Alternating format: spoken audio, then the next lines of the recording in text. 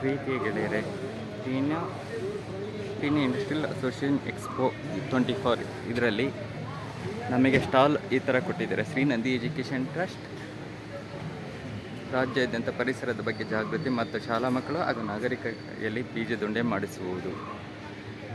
ನಮ್ಮ ಸ್ಟಾಲಲ್ಲಿ ಇರೋಂಥದ್ದು ನೀರು ಮೊದಲು ಶ್ರೀಗಂಧದ ಬೀಜ, ಬಿದಿರು, ಹತ್ತಿ,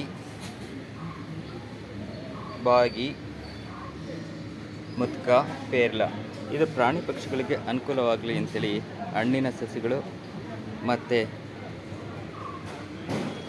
ಮನುಷ್ಯನ ಆರೋಗ್ಯಕ್ಕೆ ಬೇಕಾದಂಥ ವಸ್ತುಗಳನ್ನು ಶ್ರೀಗಂಧ ಚರ್ಮರೋಗ ಮತ್ತು ಆರೋಗ್ಯಕ್ಕೆ ತುಂಬ ಇದಾಗುತ್ತದೆ. ಮಣ್ಣು